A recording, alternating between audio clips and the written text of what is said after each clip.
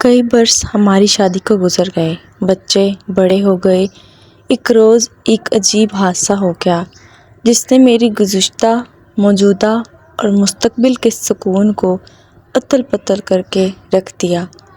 میرے شوہر ایک ایسے شہر میں رہتے تھے جہاں کا ماحول گھٹن زدہ تھا۔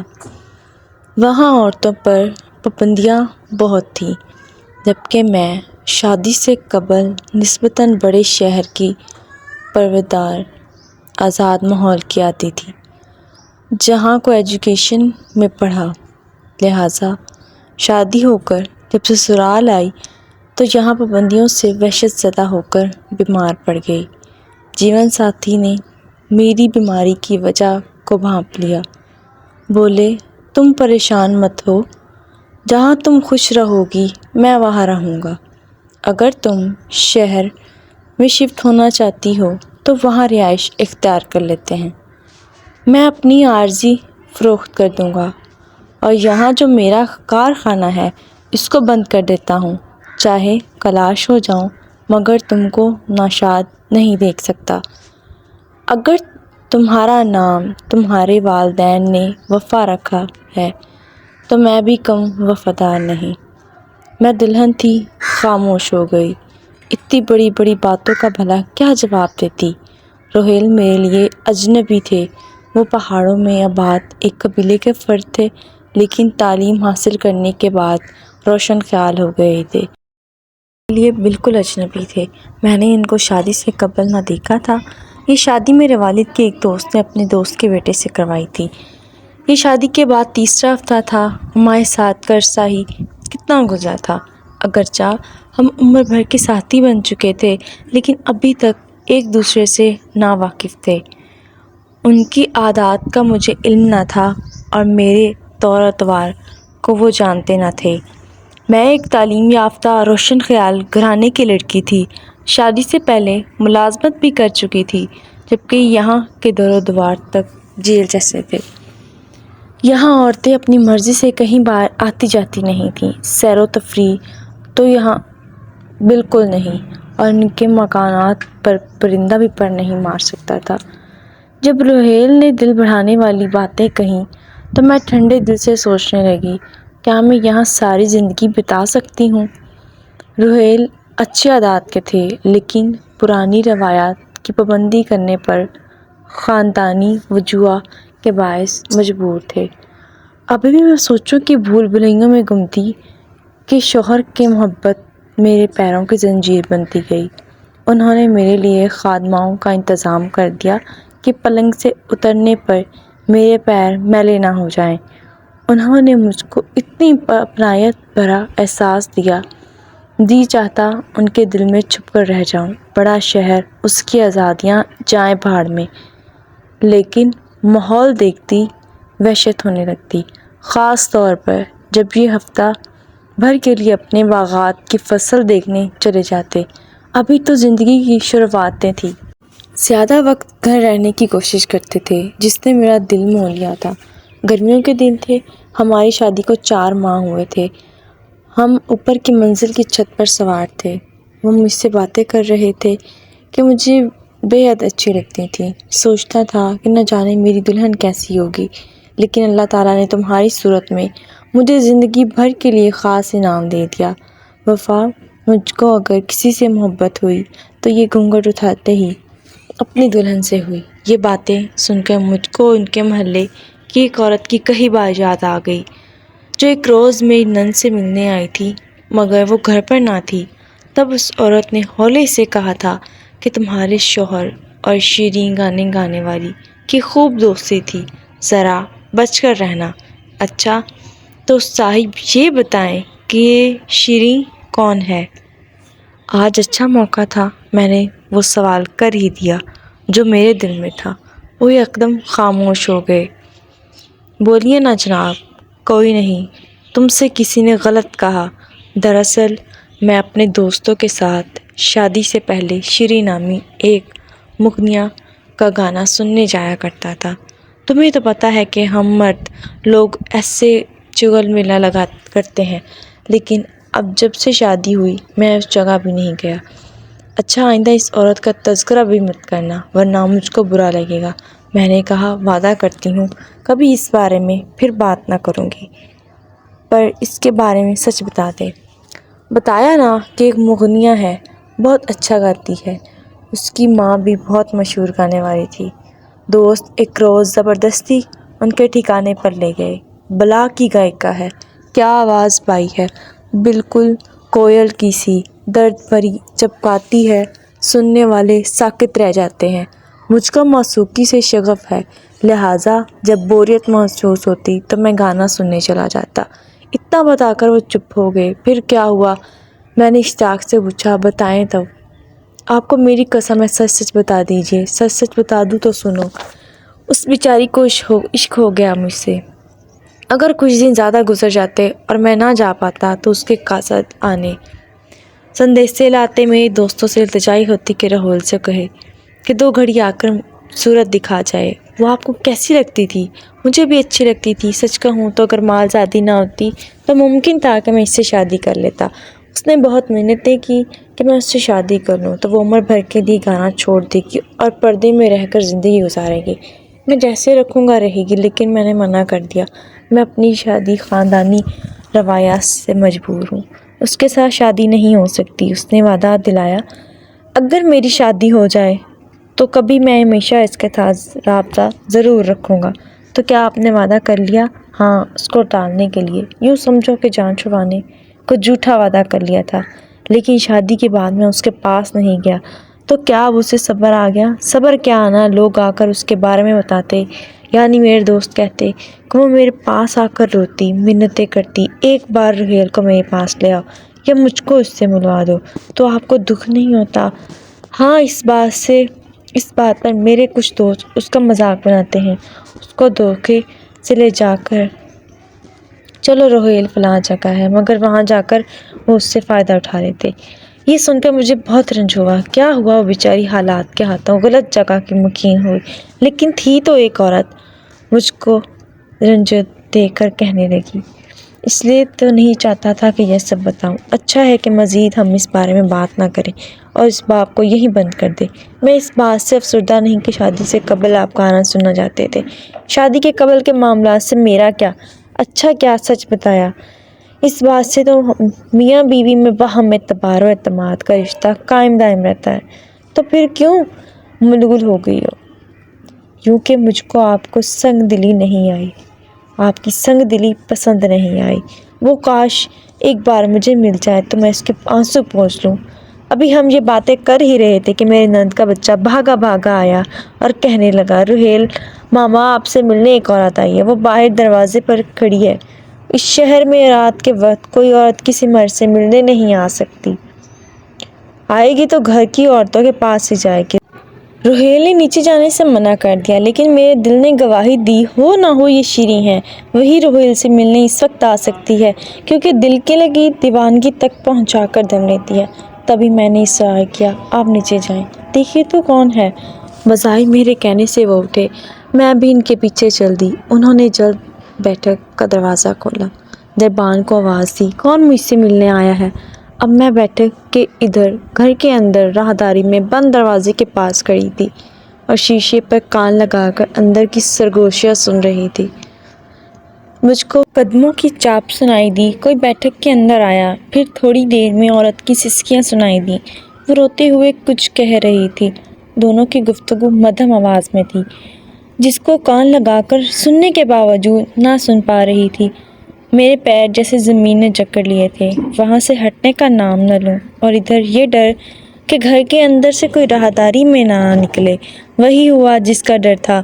میری ساس اپنے کمرے سے نکل کر راہداری میں آئی، مجھ کو اس طرح مشکوک انداز سے کھڑا پایا تو میری طرف آئیں، پوچھا، کیا بات ہے دلہن؟ انہوں نے بھی دروازے کے شیشے پر کان لگائے، ان کی سماعت کی جس میں مجھ سے کہیں تیز تھی۔ عورت کی باتیں ان کو سمجھ میں آنے لگیں، جو کہہ رہی تھی کہ میرے بعد بھی میرے پاس آتے رہنے کا وعدہ کیا تھا، پھر وعدہ کیوں وفا نہ کیا؟ جانتے ہو تمہارے دوستوں نے مجھ کو تمہارے نام پر کتنا دھوکہ دیا۔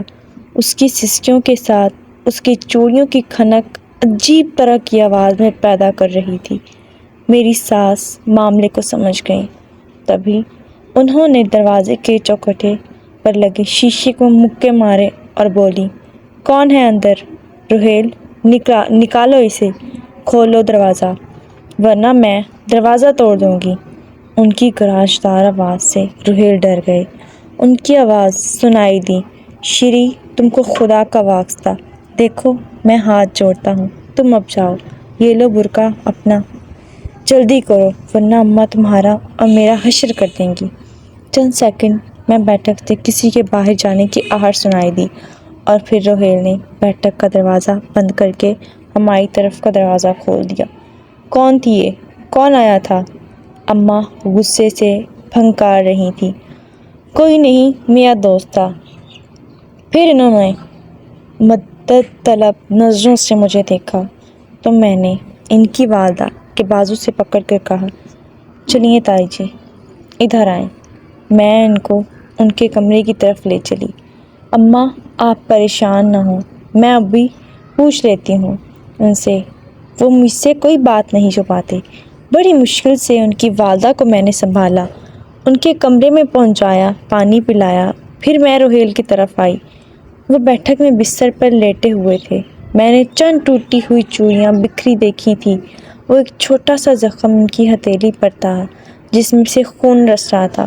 شاید انہوں نے اس دیوانی کی کلائی سے پکڑ کر بیٹھک سے باہر کرنا چاہا تھا کہ چوڑی ٹوٹ کر ان کے ہتھیلی کو زخمی کر گئی۔ میں نے الماری سے دوا اور پٹی نکالی اور زخم پر دوا لگا کر پٹی باندھ دی۔ وہ خاموش لیٹے رہے۔ فوری طور پر جواب طلبی کو میں نے مناسب نہ سمجھا۔ معاملہ تھا تو سمجھ میں آ ہی چکا تھا۔ میں چپ تھی، مگر چند لمحے پہلے بیٹھک سے آتی سسکیاں میرے دل میں سوراخ ڈال گئی تھی۔ وہ لڑ رہی تھی، جھگڑ رہی تھی، شکوے شکایت کر رہی تھی، سب آوازیں میں گڈمڈ ہو گئی۔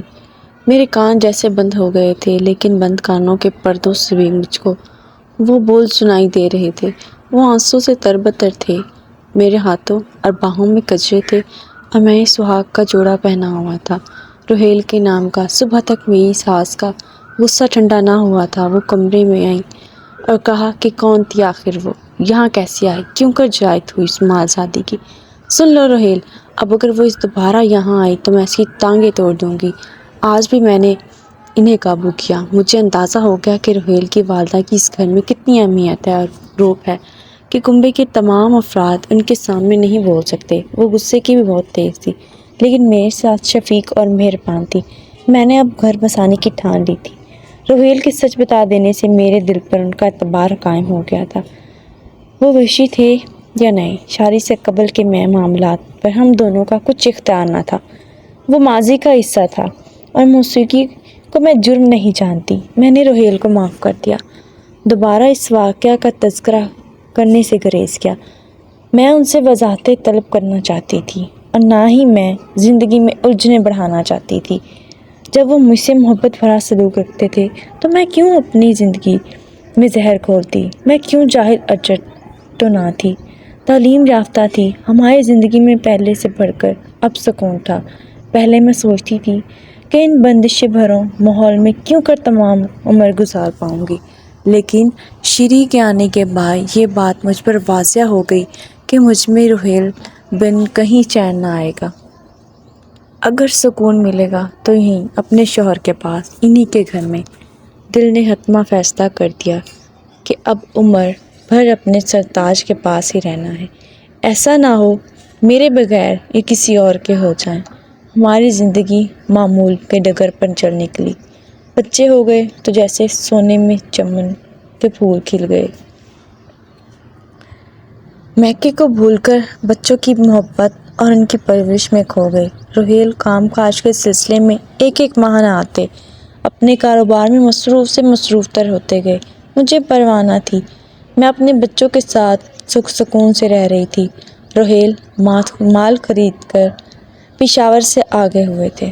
ان کے ٹرک کو حادثہ پیش آ گیا، وہ جاں بحق ہو گئے۔ قیامت خیز خبر میرے دیور نے آ کر سنائی۔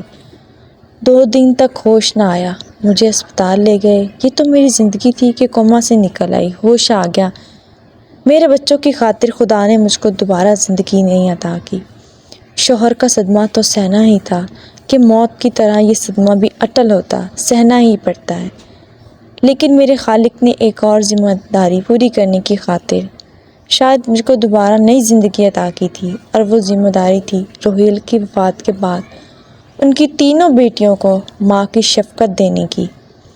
روہیل کی وفات کے بعد 3 خوبصورت لڑکیاں عائشہ گل، فاطمہ گل اور فرح گل میرے دیور سہیل کے ہمراہ آ گئیں۔ سہیل نے کہا، بھائی میں آپ سے معذرت کا طلبگار ہوں۔ آپ صدمہ میں تھیں، صحیح صورتحال سے آگاہ نہ کر سکا۔ آپ سے شادی کے چند ماہ بعد جوہیر نے شری نامی ایک اور سے نکاح کر لیا تھا۔ اس راز سے سوائے میرے کوئی واقف نہ تھا۔ مجھے بھی بھائی صاحب نے کچھ ماہ پہلے ہی اپنی دوسری شادی کے بارے میں آگاہی دی اور گھر بھی لے گئی۔ شاید ان کی زندگی کے دن تھوڑے رہ گئے تھے، تبھی خدا نے ان کے دل میں یہ بات ڈال دی کہ اپنے خاندان کے کسی فرد پر یہ راز کھول دیں کہ انہوں نے دوسری شادی کر رکھی ہے۔ یہ ان کی 3 بیٹیاں بھی ہیں۔ میں حیرت سے سہیل کا منہ تک رہی تھی۔ ان بچیوں کی ماں کہاں ہے؟ بھائی، دراصل بھائی کا جب ایکسیڈنٹ ہوا وہ اپنی کار چلا رہے تھے اور بھابھی شری ان کے ساتھ تھی۔ دونوں ایک ساتھ اس دنیا سے رخصت ہو گئے۔ حواس سنبھالے جانے والوں کے لیے دعائے مغفرت کی اور شیریں کی بیٹیوں پر نظر گئی جو اپنے باپ جیسی خوبصورت تھیں۔ ان کی ماں کو تو میں نے نہیں دیکھا تھا، یقیناً وہ بھی خوبصورت ہوگی، تبھی تو میرے روہیل کو پسند تھی۔ مرنے کے بعد بھی دونوں نے ایک دوسرے کا ساتھ نہ چھوڑا، شاید ساتھ جینے مرنے کی قسم کھائی تھی، ایک دوسرے کے پہلو میں دفن ہونے۔ اور میں جس کو عمر بھر یہ گمان رہا کہ روہیل میرے ہیں، وہ مجھ سے سچی محبت کرتے ہیں، میرے سوائے کسی اور کو نظر بھر کے نہیں دیکھتے۔ مجھ کو بچیوں سے کوئی اناج نہ تھا، یہ میرے شوہر کی بیٹیاں تھیں، جبکہ میرے خدا نے مجھے کوئی بیٹی نہیں دی تھی۔ 3 بیٹے تھے۔ اللہ تعالیٰ نے اپنی مسلط کے تحت بھائیوں کے لیے بہنوں اور بہنوں کے لیے بھائیوں کا انتظام کر رکھا تھا۔ میں لا علم تھی مگر وہ علم و حکمت والا تھا، تو چاہے جو کر سکتا ہے۔ میرے بیٹوں کی آرزو پوری ہو گئی۔ وہ کہا کرتے تھے کہ کاش ہماری بھی بہنیں ہوتی۔ یوں ان کو بہنیں مل گئیں اور مجھے بیٹیاں مل گئیں۔ انہوں نے مجھے ماں پکارا، مجھ میں ماں کا پیار تلاش کیا، تو میں نے بھی کنجوسی سے کام نہیں لیا، ان کو گلے سے لگا کر ماں کا پیار دیا، ان کے رشتے تلاش کیے، اور میرے بیٹوں نے وقت آنے پر اپنی بہنوں کو جہیز دے کر عزت کے ساتھ رخصت کیا۔ آج میرا کنبہ پورا ہے، ماشاءاللہ، بیٹے، بہویں، پوتیاں، پوتے، بیٹیاں، داماد، نواسے، نواسیاں۔ جب یہ سب عید تہوار پر میرے آنگن میں اکٹھے ہوتے ہیں تو گھر کا آنگن چہک اٹھتا ہے، سبھی خوش ہوتے ہیں جیسے کسی کی زندگی میں کوئی کمی نہ ہو۔ اگر کمی محسوس ہوتی تو وہ روہیل خان کی، جنہوں نے میری محبت کا بھرم رکھا اور اپنی محبت کا بھی، دونوں طرف وفا نبھا، لیکن کسی سے کوئی شکوے کا موقع نہ دیا۔ اگر وہ آج زندہ ہوتے تو اپنا بھرا پرچمن دیکھ کر کس قدر خوش ہوتے، لیکن یہ خوشی دیکھنا شاید ان کے نصیب میں نہ تھا۔ امید کرتی ہوں آپ کو سٹوری پسند آئی ہوگی۔ اگر آپ کو سٹوری پسند آئی ہے تو اس چینل کو لائک کیجیے گا۔ ملتے ہیں نیکسٹ سٹوری کے ساتھ، تب تک کے لیے اللہ حافظ۔